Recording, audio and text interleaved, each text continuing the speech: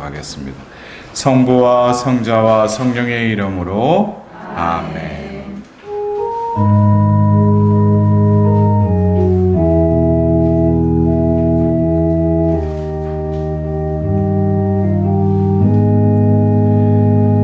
오소서 성령이여 2000년 전 사도로 변하게 하신 영이시여 지금 이 시대에 저희를 사도로 재창조하소서. 자비와 회복의 영이시여 다치고 굳어있는 마음에 새 영을 불어 넣어주소서. 찌들고 더럽혀진 마음에 정결한 물을 쏟아주소서. 옛 것을 새 것으로 당신의 모상으로 회복시켜 주소서. 자비의 시대에 온전히 그 자비에 의탁하며 회복되어 당신이 다시 오실 때 준비된 남은 자들이 되게 하소서. 그리하여 온전히 왕으로 오시는 당신을 회복시켜 드리며 하느님의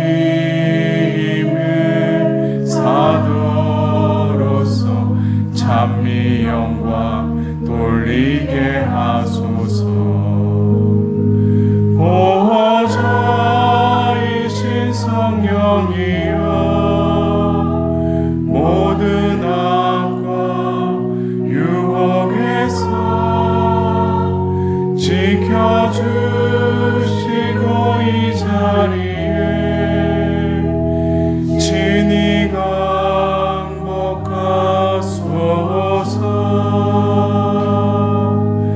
아멘.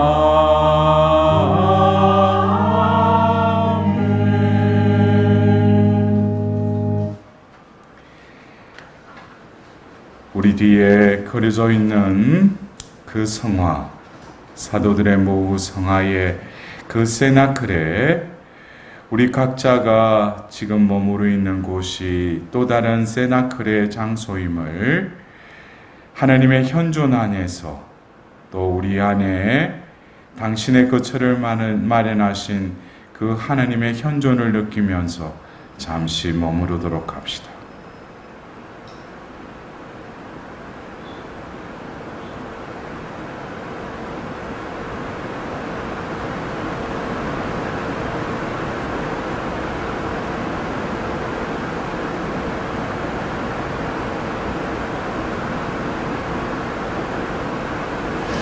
네. 그래요. 여러분들 요즘 어떠셔요? 코로나 덕택으로 사세요? 아니면 코로나 때문에 사세요? 네? 네. 어떻게 보면 말 유의에 어떻게 보면 유의 같지만 우리가 코로나 때문에 자꾸 우리 삶이 구속되고 또 우리 인간 간의 관계도 단절되고 모든 것이 이렇게 혼란 속에 있는 것을 코로나 때문이라고 하면 계속 그것이 외부의 환경에 탓을 돌릴 것입니다. 그러나 우리가 어쩌면 우리가 살고 있는 이 시간과 공간대가 구약의 이스라엘 백성들이 그 광야에서 내리쬐는 그 햇볕의 낮과 또 추운 그 밤의 그 추위, 그러나 하나님께서는 또 당신의 방법으로 그들이 그 낮 가운데에서도 구름으로 그들을 이렇게 또 가리시고, 또 밤중에는 또 불기둥으로 그들의 그 온기를 더해 주시는 그 하나님. 그래서 우리가 코로나 때문이라고 하기보다는 같은 상황 속에서도 우리가 코로나 덕분에, 그러면 우리 형제 자매님들 그래요. 무슨 코로나 덕분이냐고. 저는 요즘 코로나 덕분에 아주 바빠요. 예. 일주일이 여러분들과 또 여러분들 중에도 지금 함께하고 있는 또 온라인으로 그 자비와 회복 성경 여장을 또 하고 있지 않습니까? 저는 이번에 지난 우리 봉사자들과 함께 그 양덕원 자비의 산에서 사도들의 모후 그 대축일 행사를 하고 나서 우리 봉사자들이 봉헌한 그 초가 그 한 50자루 되는 그 초가 이렇게 막 한순간에 이렇게 막 불이 붙어버렸어요.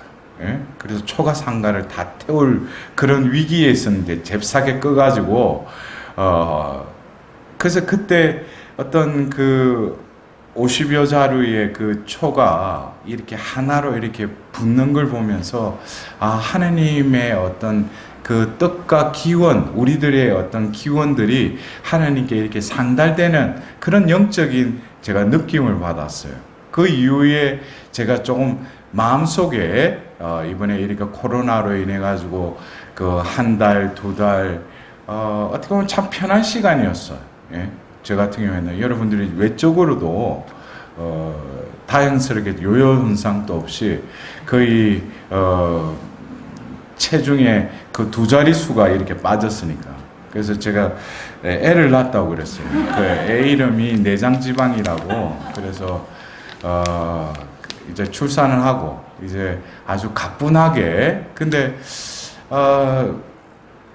과연 우리가 이 환경 속에 또 다른 우리가 지배를 받을 수도 있지, 영향을 받을 수도 있지만 우리 인간에게 주어진, 또 우리가 신앙인이라면은 이 모든 것을 주재하시고 이끌어 가시는 하느님께서는 우리에게 또 다른 기회로 저에게는 이렇게 다가왔어요. 그래서 제가 그 온라인 강의를 짧은 시간 안에 그것을 이렇게, 근데 다행스럽게 그 제가 3개월여 동안에 또 제가 자비산 그 수도에 머물러 있는 동안에 또 마음을 움직여서 그 자비와 회복 성경 여정을 또 이렇게 집필하게 하셨어요. 여러분들이 그 교재에 보시면 그게 한 3개월 만에 적을 수 있는 내용이 아니잖아요. 예? 그래서 미국에서도 제가 아는 어떤 자매님이, 신부님이 자비와 회복 성경 여정을 한다니까 과거에 자기가 무슨 성경 여정에가 뭐 들은 게 있는가 봐. 우리 안나자님도 그때 우리 여기서 했잖아요. 그죠? 예. 40주 동안. 근데 그건가 싶어서 했는데 막상 PDF 파일로 그거를 교재를 받으니까 신부님은 완전 다른 거라고. 그건 다른 거지. 그래서 제가 지금 또 어떻게 보면은 제가 이번에 코로나 덕택에 이 온라인을 그전에도 제가 뭐 여러분들에게 강론 강의 뭐 이런 부분들을 유튜브나 또 카페를 통해서 여러분들한테 보내드리고, 여러분들 그걸 통해서 또 저를 간접적으로 만나잖아요. 그죠? 근데 이것은 실시간으로 인해서 온라인상으로 이렇게 강의를 하는데 도저히 생각하지 못했던 어떤 지평들이 열리는 거예요. 작년까지만 해도 오프라인 모임이라 해가지고 제가 이제 뭐 우리 명동에서 그 모임을 이렇게 가졌는데, 그러면은 오프라인 모임이니까 그래도 오기에 용이한 그 지역의 사람들이 대부분이었죠. 서울 지역의 사람들, 또 어떤 사람은 인천, 뭐 또 우리 수원에서도 오고 또 지방에서도 간혹 이렇게 왔지만은 어떤 시간적인 제약이 있었는데, 이 온라인은 이번에 이렇게 신청을 하는 거 보니까 아마 그 사람들이 우리 이 사도들의 모으로 단톡방에는 들어있지 않는 것 같아요. 근데 이 사람들이 유튜브를 통해서 저를 알고 있던 사람들이 또 제가 소개 영상을 띄우자 그들이 어떻게 연락처로 이렇게 연락이 와가지고 지금 국내에서도 전국에 우리 신자분들이 이렇게 또 신청을 해가지고 우리가 이 온라인상의 이 자비와 회복 여정에 또 함께하고 있어요. 근데 더불어서 제가 그 북미주 지역, 카나다와 미국 지역에 제가 그동안에 그래서 한 3주 전에 그 미국 지역에 그 북미주 지역에 이제 온라인 강의를 하기 전에 한번 이게 상견례 겸 해서 한번 우리 신청하신 분들을 줌으로 초대해가지고 안 만난 적이 있어요. 근데 화면에 꽉 찼는데 제가 그걸 보면서 저 자매님, 저 형제님, 그러니까 그게 하나의 축소판이에요. 제가 외국을 돌아다니면서 그 지역 어떤 그 도시에 가서 그 성당에 가서 제가 비전 지도도 하고 여러 강의 특강들 이래 했던 게 어떤 그 필름처럼 돌아가는 거예요. 저 자매님 그때 또 이 자매님 보니까 그때 근데 그 몇 년 동안 씨를 뿌렸던 어떤 그것이 바로 이번 기회에 한 자리에 그냥 모이게 해주신 거예요. 제가 읽어보면서 이게 코로나 덕분이 아니고서는 이게 왜냐면은 저도 원래 그 계획으로 했으면 7월달에 지금 제가 아마 미국에 있었을 거예요. 그리고 8월달에 유럽에 가 있고 또 11월달에 카나다로 가기로 이미 예약이 돼 있었는데 그 모든 게 캔슬 됐잖아요. 근데 이번에 이 온라인을 통해서 국내뿐만 아니라 국외에서도 그동안에 씨를 뿌렸던 그 각 지역의 사람들이 이 하나님 말씀 안으로 하나로 이렇게 뭉쳐진 거예요. 그래서 제가 이걸 보면서 이게 새로운 어떤 네트워크의 세나크를 하나님께서 성모님께서 이 코로나로 인해서 어쩔 수 없는 상황이라고 이거를 했는데 새로운 지평이 열린 거예요. 그래서 제가 어제도 제가 서울교구에 또 주보에 또 공지를 했어요. 그동안에는 계속 냈는데 뭐 캔슬되고 이러다가 이제 온라인이니까. 그래서 제가 이제는 이게 우리가 이 급변하는 이 코로나로 인해서 모든 전 세계의 메커니즘이 이렇게 변화되는 가운데 우리는 수동적으로 그냥 이거 어떻게 하냐, 또 언제 우리는 모임이 재개되느냐, 그게 아니라 그 상황 속에서도 하나님은 우리에게 기회를 주신다는 거예요. 그래서 여러분들이 진정으로 지금 우리가 지내고 있는 이 시대, 제가 그 전에 그 자비와 회복 성경 여정 소개 영상도 그렇고 오리엔테이션 할 때도 여러분들에게도 말씀드렸지만은 지금 우리가 지내고 있는 이 시간대가 우리는 참 운명이 기구하기도 해요. 왜냐하면 20세기, 21세기를 두 세기를 걸쳐서 하니까. 근데 지금 우리가 올해 갑작스럽게 닥친 이 새로운 이 세상의 변화들 그 속에서 제가 볼 때는 모든 것이 이렇게 그 혼란 속에 가려지는 것 같아. 우리가 어떤 그 순수한 그 어떤 원재료를 추출하기 위해서는 어떤 원심력이 있는 거기에 넣어서 뺑 돌리잖아요. 그러면 어떤 건 깔아앉고 어떤 건 떠오르는데 그걸 통해 가지고 그 재료를 또 분석을 하죠. 그것처럼 몇 달 사이에 이렇게 혼란 가운데 이 소용돌이 가운데 여러 가지 뉴스나 모든 듣는 것이 이 코로나로 인해 가지고 혼란스럽지만은 제가 볼 때는 지금 하나님께서 정화 작업을 시작하시는 것 같아요. 어떻게 보면은 하나님은 분명히 파우스티나 그 성녀를 통해서 정의의 때, 심판의 때가 오기 전에 자비의 시대를 열으셨다고 그랬어요. 그래서 지금 우리는 자비의 시대를 살죠. 그러나 신자인 우리들도 그것을 알아듣지 못하면은 이미 심판의 때는 그때에 이루어지는 게 아니고 지금 뭡니까? 이게 심판의 때가 시작됐다는 거예요. 그것은 하나님이 무슨 진노의 오른팔로 인해 가지고 그 양쪽을 이렇게 가르치는 게 아니고 스스로 가짜 진짜가 지금 가려지고 있는 거예요. 여러분들은 어때요? 진짜예요? 가짜예요? 밀과 가라지의 비유처럼 자기가 밀인 것 같아? 가라지인 것 같아? 자신의 어떤 양심을 떠나서 어떤 신자됨의 그게 있어서 이 몇 달 동안 자기가 어떻게 행동했고 어떤 삶의 지향으로 살았는지 그걸 보면은 이미 심판대 앞에 안 서도 지금 이미 뭡니까? 심판을 받은 거예요.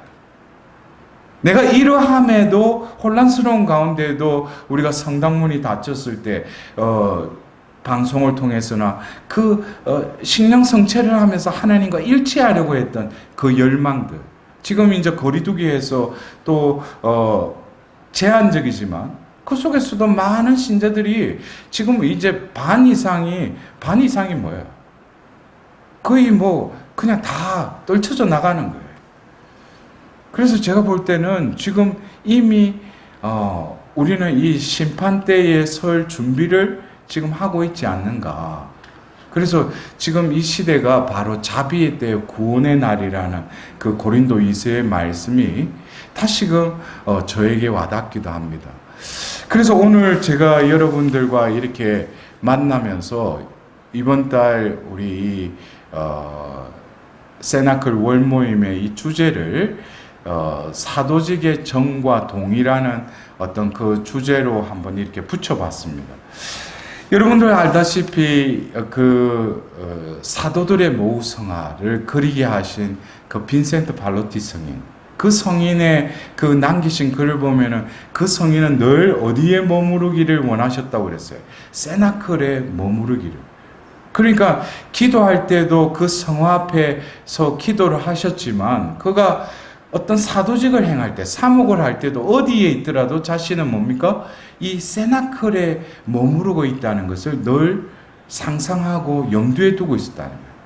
그리고 하루의 일과가 끝나고 나서 다시금 세나클에 와서 하나님께 모든 것을 영광 돌리고 다시금 하나님께서 이루신 일에 대해서 하나님께 감사드리는 시간을 가졌으리라고. 그래서 늘 자신은 세나클 아래 머무르는 그런 삶을 살았노라고 어떤 글을 남기셨죠. 그래서 우리가 이 사도직이라는 것, 제가 여러분들에게 말씀드렸지만 이 사도직이라는 것은 어떤 일, 나에게 맡겨진 어떤 직무를 수행하는 것이 사도직을 행하는 게 아니라는 거 이제 아시죠? 우리의 삶이라는 거예요. 예수님께서 바로 하나님께서 이 세상에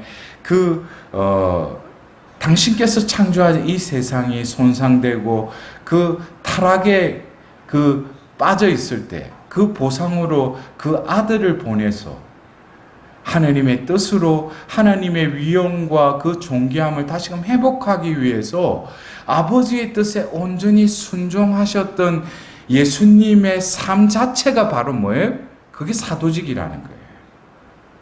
우리가 교회 안에서 뭐 자기에게 주어진 무슨 반장, 내지요, 뭘 해가 직책, 그것을 수행하는 게 사도직은, 그것은 국한된 사도직이고, 우리가 존재론적으로 사도라는 것으로 우리가 존재성을 깨달으면 우리가 하는 모든 이 시간대에 행하는 모든 그것이 다 뭡니까? 사도직이라는 거예요. 그래서 여러분들 오늘도 아침에 일어나 지금 사도직 열심히 하고 오셨죠? 예? 가정에서도 내가 밥 해주고 빨래하고 청소하고 이게 사도직화가 돼야 돼요. 그냥 성당에 관련된 일만 하는 게 사도직이 아니고 내가 무엇을 하든지, 그래서 심지어는 내가 오늘 또 만나는, 또 하나님께서 만나게 해주시는 모든 만남 가운데서도 사도직을 수행한다는 거예요.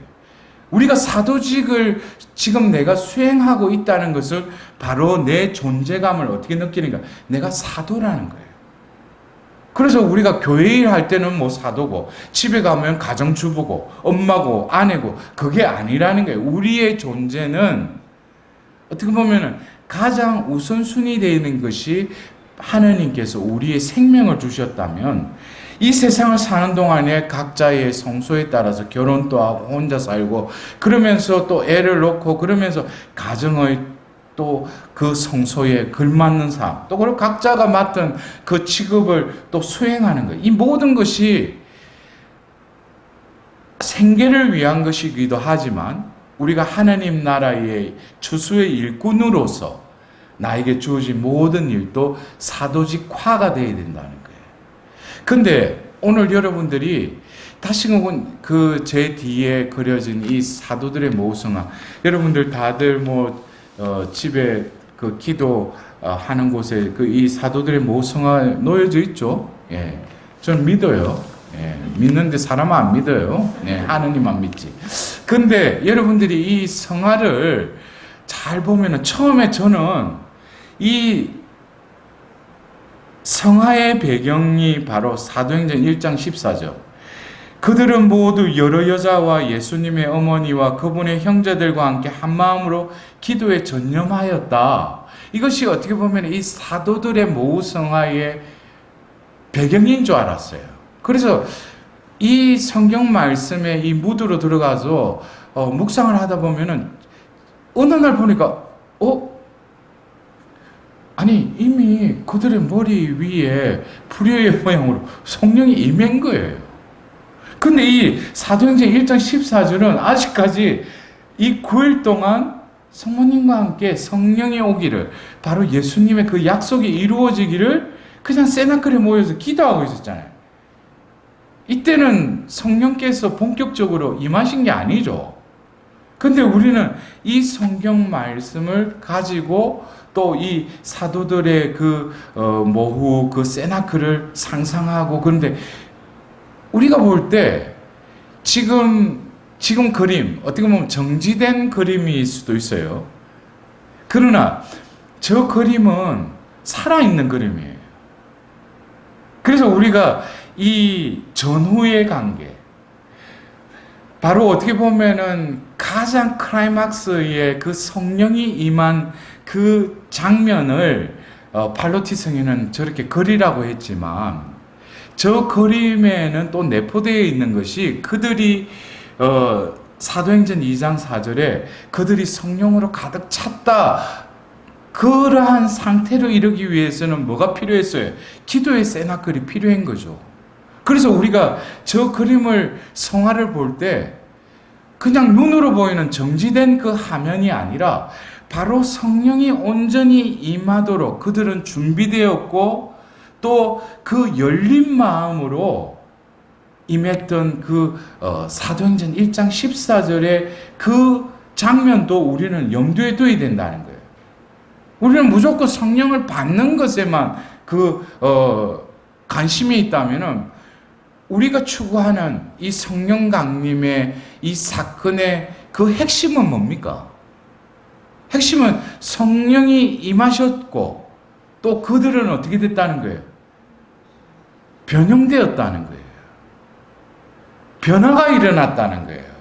이게 우리가 이 똑같이 오순절 펜타코스트의 의미에 대해서 어떤 의미를 부여하자면, 그때 무슨 현상적으로 성령이 임하면서 큰 바람 소리가 나고 또 불효의 모양으로 내려오고 또 그들이 외국어를 말하기 시작했다라는 어떤 현상론적인 그런 차원에서 이 오순절 성령 강림을 의미 부여하는 또 그룹도 있겠죠. 또 그러면은 그것을 추구하는 거예요, 그 그룹은.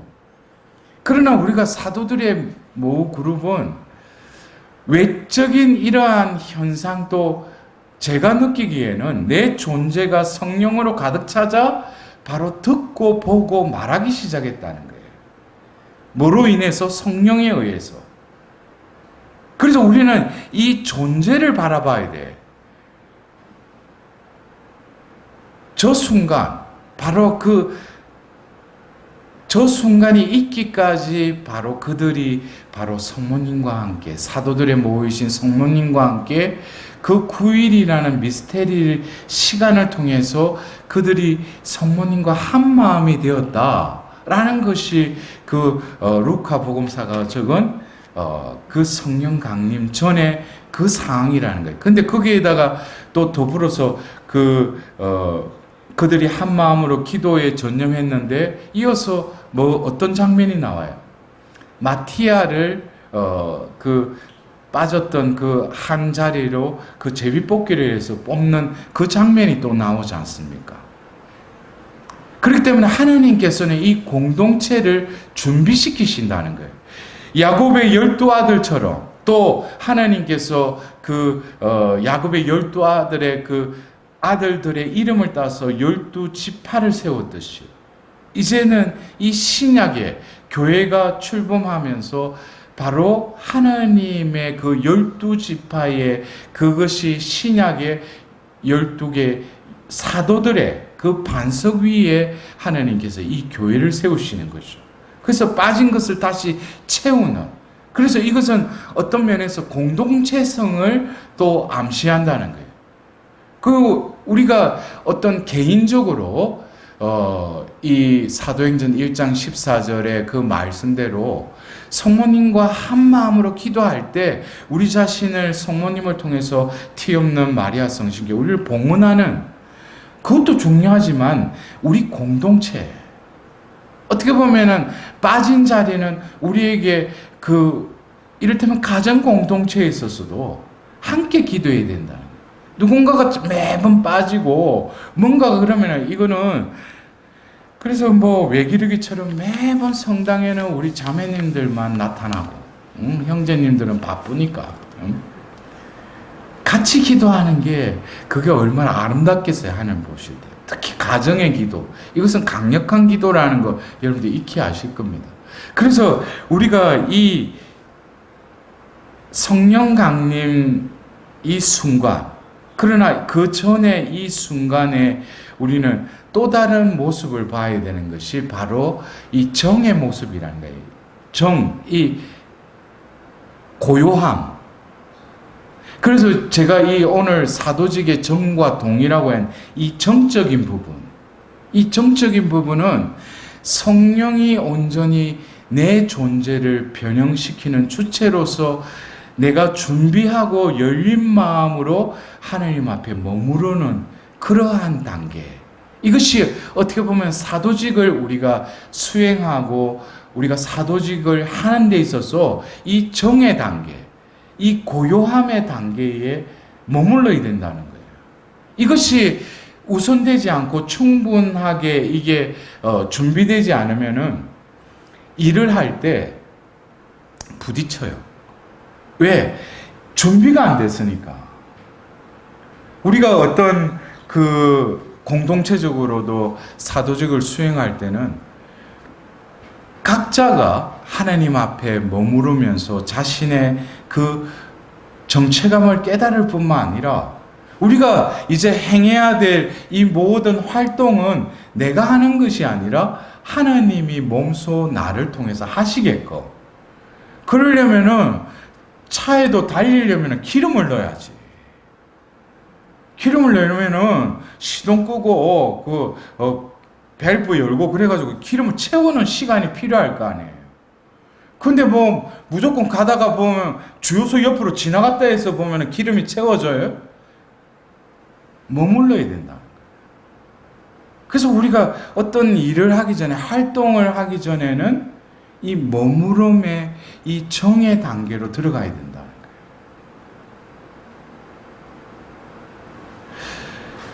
그래서 예수님께서 루카복음 6장 12절에 보면은 그 무렵에 예수님께서는 기도하시려고 산으로 나가시어 밤을 새우며 하나님께 기도하셨다. 산으로 가셔서 밤을 새우며 하나님께 기도하셨다고 했어요. 밤을 새면서 기도하셨는데, 그리고 날이 새자 제자들을 부르시어 그들 가운데서 12를 뽑으셨다. 우리는 어떤 때 삼일째 하나님이신데 예수님이 그냥 뭐 하나님과 일치되어 있는데 하나인데 그냥 뭐 주무시다가 나와가지고 하나님 뜻에 딱 맞춰가지고 그냥 너 하고 12를 뽑으면 되는데 왜 밤을 새워서 그 산에 가셔서 기도하셨을까? 이것은 어떤 면에서 하나님이시지만 인간으로서 또 그리고 첫째 아담이 원죄로 인해서 타락했다면 이 둘째 아담인 예수님은 원래 하나님이 창조한 그 피조물의 본을 우리에게 온전히 보이시기 위해서, 더불어서 그것을 목격한 제자들도 예수님의 삶을 살아가기 위해서 그들도 그렇게 살아가도록. 그러나 더 본질적인 것은 예수님도 역시 하나님의 아드님이셨지만 어떤 일을 하기 전에, 선택을 하기 전에 하나님과 함께 고요 속에 머무름의 시간이 있었다는 거예요. 우리는 그냥 예수님은 하나님이시니까 모든 거 기적도 일으키고 그렇지만은 예수님은 육을 취하셨잖아요.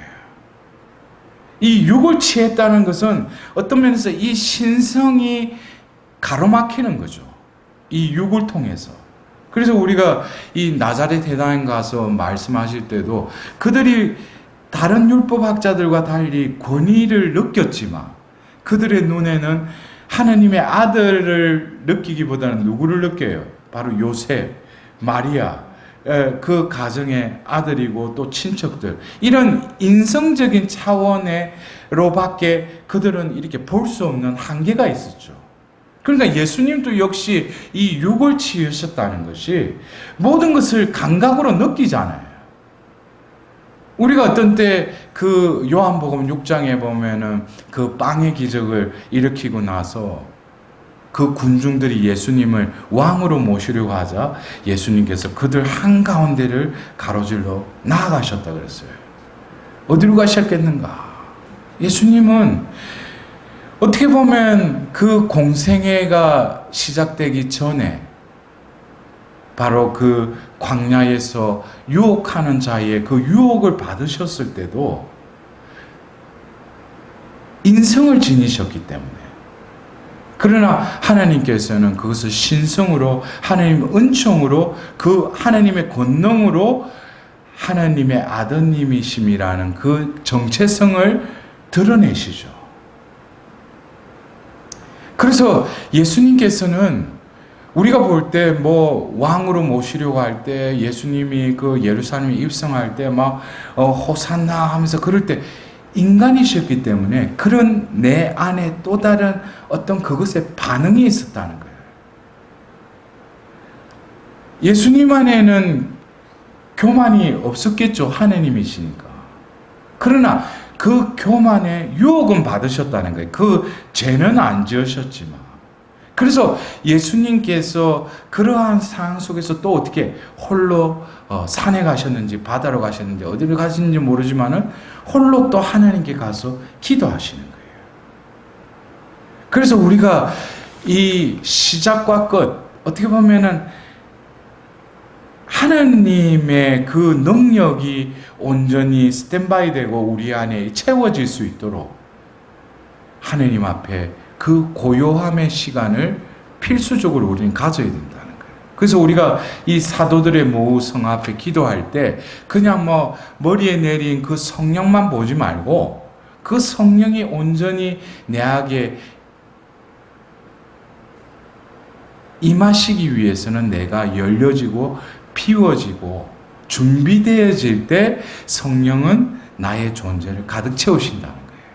그래서 이 사도직의 정의 단계, 이것은 아주 중요한 거예요. 그래서 우리가 여기서 또 이 사도들의 모성화에서 이 성화를 보면서 어떻게 보면 이 생동감 가운데 그들이 이 머무르고 있는 이곳에서 어떻게 보면 우리 눈에는 성모님과 함께 또 여러 사람들, 여자와 남자들의 그 모습이 보이지만은 이곳에 그 존재가 존재케 하는 그 하나님, 바로 성령이 그 자리에 가득 채우고 있었다고 그랬죠. 그래서 그들이 어떻게 보면은 120여 명 정도가 그 세나클에 머물러 있었다라고 그 마티아를 청거할 때 루카 복음사가 적어놨는데, 중요한 것은 그 120여 명의 사람이 모여 있었지만은 진정으로 존재케 하는 존재는 바로 성령 하나님 한 분 계셨다는 거예요.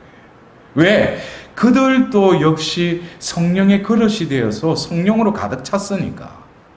그럴 때 아무개 누구 존재 120여 명의 존재가 있었지만 그 순간에는 한 존재죠. 성령의 그릇이요 바로 성령의 사도들만 남아있는 거 아니에요. 그러면 그들 가운데 진실로 존재하는 분은 딱 한 분, 누구의? 성령님이라는 거예요. 그래서 우리가 어떤 스탠바이 된 상태라는 것은 우리 공동체가 어떤 일을 행할 때 공동적으로 모여서 기도할 때도 각자가 기도하지만 결국에는 우리가 이 하나님의 일을 수행할 때는 우리를 다시금 어떻게 돼? 이 세나클의 사도들의 모후 성화에 나오듯이 우리를 성령의 끈으로 하나로 묶으셔야 돼. 그래서 우리가 어떤 하나님의 일을 하기 전에는 서로 자매들끼리 이렇게 서로 부딪히고 그런 거를 풀어야 돼.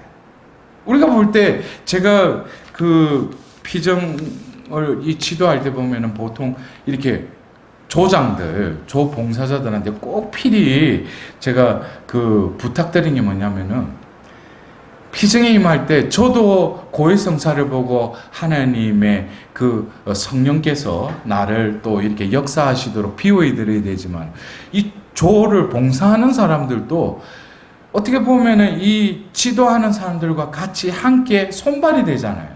근데 이들이 어떤 죄악에 회개하지 않고 그 무언가에 이렇게 막혀져 있는 그 봉사자가 있으면 그 혼자지만 우리가 공동체적으로 어떤 하나님의 그 은총의 일을 하려면 이게 흐르지 않는다는 거. 어딘가에 막혀버리면 이게 돌아가지가 않아요. 이게 성령의 끈으로 하나로 뭉쳐져야 된다.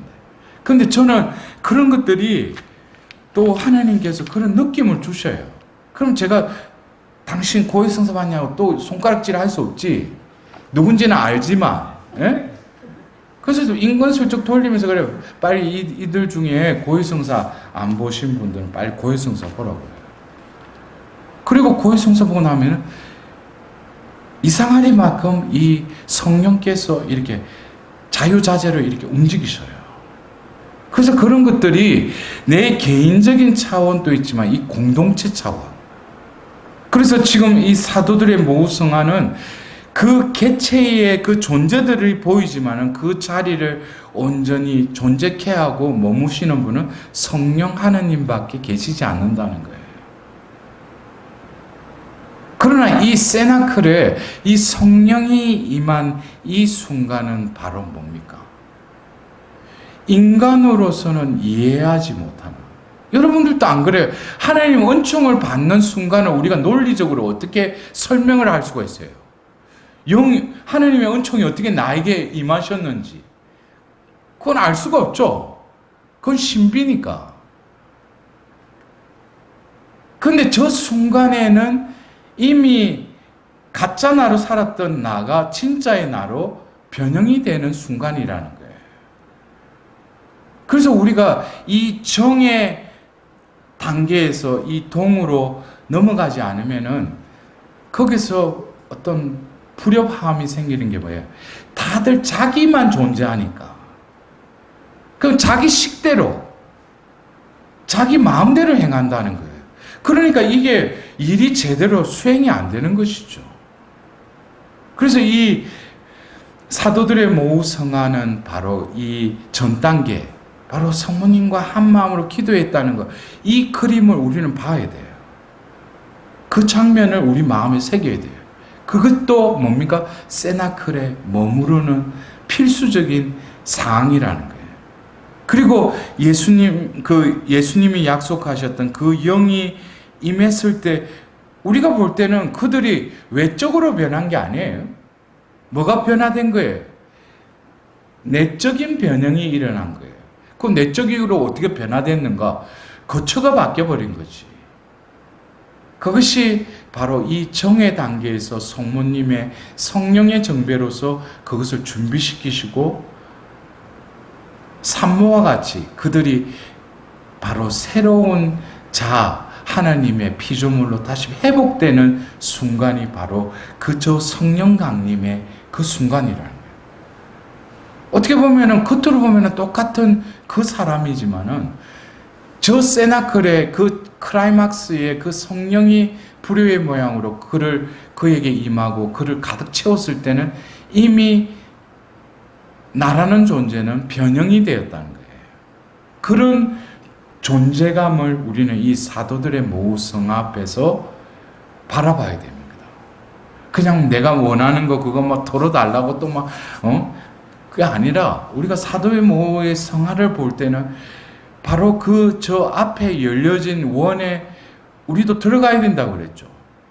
우리는 세나클의 어떤 공동체 안에 이미 합류를 했죠. 그렇다면은 바로 2000년 전 첫 번째 성령 강림에서 그들의 존재가 변화되어 바로 그들의 행적을 적은 것이 사도행전이라면 우리들도 이 시대의 사도행전을 적어야 된다고 제가 매번 말씀드렸잖아요. 저는 여러분들을 믿어요. 예. 그는 하나님을 믿어요. 예. 이 시대의 사도행전을 적자 그러니까 여러분들이 이미 어떻게 코가 빠진가 어쩔 수가 없어. 제가 그래서 이 방송을 보고 있는 분들도 그렇고 제가 그렇습니다. 제가 지난 주에도 그 서울 지역에 이 온라인 강의를 하면서도 제가 아까 서두에도 말씀드렸듯이 지금 심판의 때라는 거예요. 이미 하나님께 솎아내신다는 거예요. 그래서 제가 지금 우리 수원 지역에 이 단톡방도 우리 봉사자들에게도 한번 언급을 했지만 한번 정리를 할 거예요. 왜? 여기다 강론 듣는 자리는 아니에요. 저는 이곳에서 사도로서 양성하고 그 묵시록 12장에 나오는 그 여인의 나머지 후손들을 모으라고 했으니까. 그래서 어중이 때중에는 필요하다, 필요하지 않다, 필요하지 않아요. 오해하지 마시고. 그래서 이제는 어떻게 보면 모으려고 해도 모을 수가 없잖아요. 지금 상황이. 여러분들 그 전에 코로나 일어나기 전에 그 상황을 아직 추억으로 생각하고 우리 언제 만나요? 그럴 일이 없어요. 이제는 새로운 그 방향으로 나가야 돼. 이미 바뀌었잖아. 세상은 바뀌었잖아. 그래서 우리 봉사자들이 또 아침 저녁으로 해가 밴드에 모여가지고 자기들께 기도하고 또 어디 집에 모여가지고 백단 바치고 저는 그게 가상한 거예요. 기특하고. 왜냐면 곳곳에서 이 기도를 하는 거예요, 이게. 제가 이거 다 큰, 사람한테 해라고 그래. 그냥 던졌는데 이들이 움직인다는 거예요. 그리고 저는 이 기도가 이렇게 기도의 재단이 쌓인다는 것은 하나님께서 분명히 무언가를 준비하고 계시다는 거예요. 저는 요즘 그런 걸 많이 느껴요. 국내뿐만 아니라 국외에서도 그런 기도로 재단을 쌓는 이 기도의 분향을 보면서 하나님께서 분명히 어떤 우리에게 무언가를 준비하고 계시구나. 저는 아까 서두에도 잠깐 말씀드렸듯이 지금 이 코로나 덕분에 새로운 지평이 열린 거예요.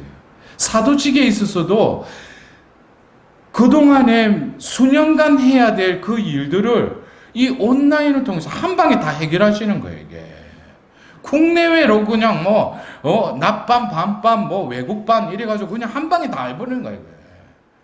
내가 만일에 카나다가 찍고, 서부 찍고, 동부 찍고, 유럽 찍고, 이거 보면은 시차 적응도 못하고, 또 갔다 오면 또 내장지방이 또 애가 임신해가지고, 또 보면 또 배가 부르고. 이제 온라인으로 아주 편안하게 그냥 복음을 선포하는 거예요. 그래서 여러분들이 무슨 옛날식으로 신문이 언제 만나요? 그럴 때가 아니에요. 우리가 영의 시대이기 때문에. 사마리아의 그 우물가의 그 여인에게 말했듯이 아버지께 영과 진리 안에서 예배할 날이 올 것이에요. 지금이 바로 그때다 그랬어요. 왜 그 종호 내리쬐는 그 사마리아 우물가에 그곳이 그때라는 거예요. 왜? 예수님이 그 자리에 계시니까.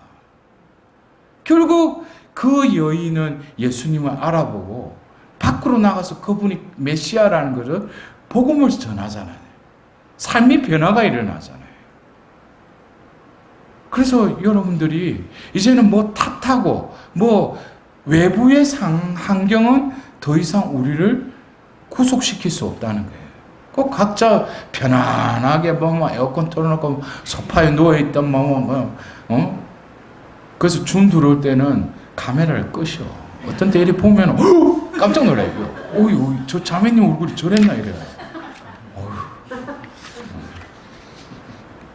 그래서 우리가 이게, 그래서 제가 그저께도 그 라이브 하면서도 제가 말씀드렸지만, 잠깐 제가 그런 거예요. 국외에 있는 이 신자들은 지금 각 주마다 그 교구마다 아직도 주일미사가 재개 안 된 곳도 있어요. 그러니까 이들이 그곳에 온 이들은 완전 그 목마른 산사처럼 갈급해가지고 그 신청을 해서 들어온 거예요. 근데 이들이 임하는 자세를 보니까 매일매일 또 이렇게 그림 해가지고 제가 한번 보여드릴게요. 그거를 막 질문을 띄우면 또 돌아가면서 한 사람 한 사람이 진솔하게 자신의 그 질문에 하나님 말씀에 비단해서 솔직하게 고백을 다 하는 거예요. 아, 이 사람들이 진정으로 하나님을 갈망하고 있구나. 이들에게는 폭포수와도 더 완전히 소낙비가 쏟아지지 않겠어요? 그렇게 하나님을 갈급하는데. 그래서 여러분들도 지금 어떤 하나님께서 우리를 이렇게 부르시고, 저는 여러분들이 분명히 우리가 여러분들 오늘 나오는데 남편이 오늘 어디 가노? 이러면 내가 사도들의 뭐 세나클 원모나 그럼 사도들의 뭐 그룹이 뭐고? 그러면 그 뭐 사도들의 뭐 그거 성화 있잖아 그거 봐 이러 그래 말하면 안 되지. 사도들의 뭐 그룹은 정확하게 뭐예요? 이 시대에 성모님의 뜻을 이루는 그룹이에요. 성모님의 뜻. 근데 성모님의 뜻은 성모님만의 뜻이 아니에요. 지금 시대가 성령의 시대이기 때문에 바로 성모님은 여러 가지 자신의 존칭과 또 어떤 여러 가지 호칭이 있지만은 특히 성령의 정배로서 성모님의 뜻이라면 그것은 하나님의 뜻이고 바로 이 시대가 성령의 뜻이기 때문에 성령께서 이루고자 하시는 그 뜻을 이루는 거. 그래서 우리가 볼 때 뭐 사도들의 뭐 성화를 하니까 뭐 이것이 뭐 어떤 성모 신심 단체냐, 그거 꼭 틀린 말은 아니에요. 그러나 우리는 거기서 한 스텝 더 나가야죠. 성모님의 뜻을 이루기 위해서. 그리고 우리 교회 안에서 어떤 성령에 관련된 여러 신심 단체들도 있잖아요. 우리는 뭡니까? 바로 우리 존재가 변화되는 제2의 성령 강림을 이미 우리는 맞이했고, 또 우리가 그 모델링으로서 우리의 삶을 통해서 이동형 세나클, 사도의 세나클을 우리가 살아가는 거. 이것이 이미 두 번째 성령 강림을 우리는 지금 맞이했고 살아가고 있는 거예요. 그래서 제가 우리 그 신심단체 중에 채나골로 뭐 거기에 그 코피 신부님께 분명히 성모님 그랬잖아요. 21세기가 오기 전까지 그 기도 바치라고 했죠. 오소서 성령님, 마리아의 티 없는 성심에 그 힘 있는 전구를 들서 오소서 그랬잖아요. 그거 언제까지? 21세기가 오기까지. 지금 우리는 이미 뭐예요? 21세기를 살고 있죠. 그리고 성모님의 그 뜻. 그래서 얼마 전에도 오늘 제가 아는 자매님이 문자가 온 거예요. 신부님, 네덜란드 암스테르담에 그게 모든 민족들이 어머니 그 기도 바쳐도 돼요? 그래서 예? 이런가? 아니요, 그거 뭐 보니까 유튜브 어느 분이 보니까 이 이단이라고 그러는 거예요. 제가 그랬어요. 그 기도문 뒤에 인가 없던가요? 그러니까 부상교구 인가 나와 있는 거예요. 그럼 인가 났으면 인가 난 거라고. 요즘 별의별 소문들이 범람해요. 근데 특히 이게 모든 민족들이 어머니 이게 이단이다 그러면 저도 조금 헷갈리는 거예요. 왜? 그 기도문에 이 만백성이 바치라고 하는 그 기도문에 우리 이 사도들의 뭐 그룹에 사도직의 목표가 있기 때문에 모든 민족들의 마음 안에 성령께서 살게 하시도록, 이것이 성모님의 이 시대의 뜻이에요. 그렇게 될 때 바로 당신 아드님 예수님의 재림이 스탠바이 된다는 거예요. 그것이 결국에 우리가 묵시록 22장 24절에 아멘 오십시오 주 예수님, 그 말씀이 이루어지는 거예요. 그때가 되면 이제 아버지의 때 예수님이 재림하시는 거죠. 그래서 우리가 이 성경의 이 말씀도 모든 것을 통찰하면은 우리가 지금 하는 이 모든 모임도 현세적인 거 이루기 위해서, 이렇게 하기 위해서 우리를 부르신 게 아니라는 걸 저는 여러분들 믿어요. 왜 반응이 없어? 근데 여러분들 이제 우리가 정적인 게 있으면 동적인 게 또 있어야 돼. 우리가 이 사도들의 모성화를 볼 때는 그들이 그냥 이렇게 정지되어 있는 것 같지만, 우리가 그 사도행전 4장 30절에서 31절 보면은 최고 요회 앞에 끌려가가지고 그 베드로와 요한이 또 질책을 받고, 그리고 다시 와서 그 제자들이 모인 곳 세나클에서 그들이 보고를 하는 거예요. 그리고 그들이 기도를 마치자. 그래서 사도행전 4장 30절에 보면 이렇게 기도를 마치자 그들이 모여 있는 곳이 흔들리면서 모두 성령으로 가득 차 31절 하느님의 말씀을 담대히 전하였다 그랬어요. 이것은 계속 반복돼야 돼요. 우리가 정의 자세로 바로 그 세나클에 머물렀다가 또 그 클라이막스에 성령이 온전히 나의 존재를 변형시키는 그 이후에는 어떻게 해요? 그 성령이 나를 이끄시는 그곳으로 내가 움직여져야죠. 이것도 뭡니까? 이 정과 동이라는 것은 균형을 맞춰야 돼요. 어떤 사람은 매번 앉아서 기도하는데 성령께서는 이제 고마해라, 이제 움직여라 하는데도 계속 엉덩이가 무거워가지고 안 움직여. 그냥 나 이게 좋은데 그냥 기도. 움직일 때는 움직여야 돼.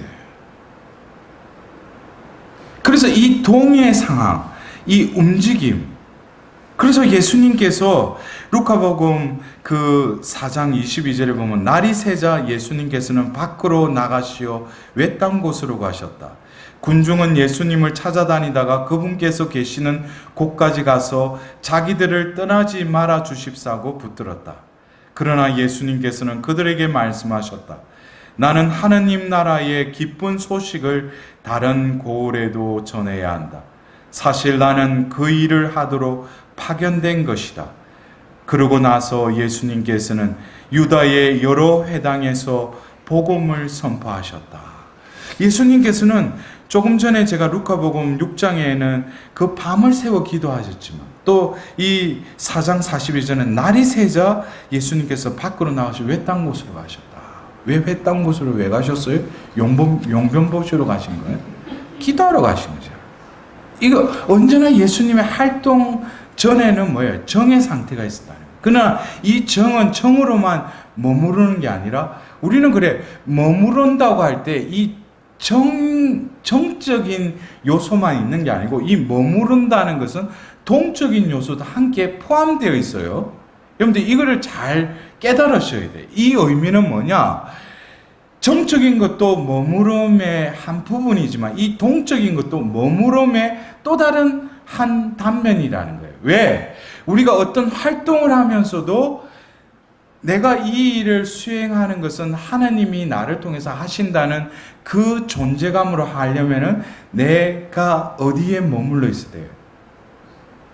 하나님 안에, 세나클 안에 머물러 있을 때 이 동적인 것도 순조롭게 열매를 맺게 된다는 거예요. 이해가 되셔요?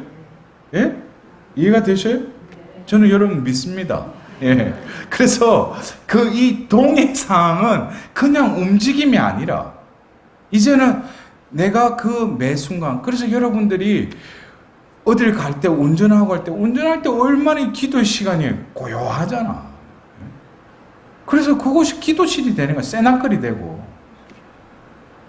그래서 우리가 어디에 머무르든지 이 머무름의 이 영성은 바로 정과 동이, 시계추가 옛날 우리 시계추 보면 왔다 갔다 하는데 이거는 정의 계속 연속이잖아요. 우리가 볼 때는 계속 움직이는 것 같지만 어느 한 선을 계속 왔다 갔다 하는데 그게 뭡니까? 이게 정이라는 거예요.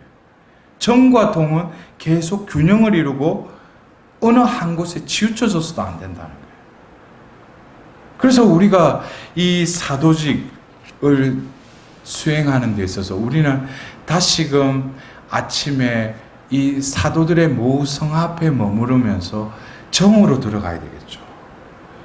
주유하는 그 빈 그 기름통처럼 하나님께서 나를 다시금 채워주시고, 그리고 다시금 이제 움직이려 하기 전에는 다시금 내 존재감을 느껴야죠. 그럴 때 다시금 사도들의 모성화를 바라보면서 이 장면 바로 뭡니까? 그들에게 성령이 임하고 임하였을 뿐만 아니라 그들의 존재가 성령의 사도가 된 그 존재감을 나도 이 머무름의 이 정의 단계에서 이제 동의 단계로 넘어갈 때 그거를 내가 깨달아야 되겠죠. 깨닫고 하나님께서 파견하신 곳으로 내가 가야죠. 그리고 내가 하는 것이 아니라 이 순간에도 나는 머물러 있어야 되겠죠. 어디에? 세나클에 머물러 있어요. 이 감각을 내가 밸런스 있게 계속 이렇게 느끼면서 하면은 일이 수월해져요. 옛날에는 막 바쁘게 뭘 많이 하는데 그렇게 바쁜 것도 아닌 것 같은데 열매가 맺어지는 거예요. 그래서 제가 여러분에게 이게 첩경이라는 말 있죠? 아주 쉬운 길, 빠른 길. 그래서 그전에는 내가 했으니까. 내가 준비 막 하고, 제가 그래서 어떤 때, 제가 어렸을 때, 그 할아버지 집 갔을 때 보면은, 우리 그 고모들 중에도 누구 와가지고, 일찍 와가지고, 뭐, 정지 있잖아, 정지. 예, 정지에 가가지고 뭘 한다고 막 해. 그래. 아니, 나는 그 어린 나이에 보면서, 아니, 조금 있으면 사람들 도착할 텐데, 뭘 저렇게, 먼저 저렇게 열심히 하는가. 근데 이제 다 준비하고 뭐 또 맛있게 먹고 나고 그러면은 막 이제 내일이면 이제 갈 때 되면 그 전날 또 보면 막 분풀이하고 보면 또 막 근데 보면 그 장본인이 또 보면 너희들은 내가 얼마나 고생했는데 뭐 너희들 나 도와주지도 않고 그죠? 속으로 어린 저런 볼 때 고생 안 해도 되는데 와서 같이 하면은 그냥 편안하게 다 할 건데 그거 꼭 보면 그래. 어디 뭐 모임에서도 보면은 자기 딸에는 뭐 와가지고 막 책상 옮기고 자기 딸 열심히 해. 그거 내가 볼 때는 조금 사람들 오면 같이 움직이면 될 건데 왜 저렇게 할까? 근데 이 사람은 막상 중요한 때는 막 피곤한지 졸고 있어. 그럼 마지막 평가할 때는 막 비판의 소리를 막 언성 올리는 거야. 그거는 왜 그래? 자아 충만의 상태이기 때문에. 성령 충만은 뭐예요? 그냥 어리숙하게 안 하는 것 같아도 열매가 주렁주렁 맺어진다는 거예요. 왜? 내가 하는 게 아니니까. 그래서 여러분들이 이번 이 한 달도 우리는 제가 이번 코로나 덕택에 제가 이 세나클의 삶의 여정에 대해서 하나님께서 그 자비와 회복 성경 요정도 또 집필하게 해주셨는데 또 그 순간 속에 제가 매일 등산을 가면서 모세가 계명판 받더지만 매일 아침마다 산에 기 올라가거든요. 근데 그럴 때 저에게 또 할매가 아닌 영감이 와가지고 또 그것을 통찰케 해주셨어요. 그래서 우리가 지금 보면은 이 50일 여정 또 자비와 회복의 이 여정들이 결국에 빈센트 팔로티 성인을 통해서 이 세나클의 영성으로 들어가야 돼요. 그리고 이 세나클의 영성을 살기 위해서는 세나클의 삶으로 또 넘어가야 되겠죠. 그래서 우리가 하는 것은 그냥 사도의 삶을 살자 이렇게 두리뭉실하게 하는 것이 아니라 단계가 분명히 있다는 거예요.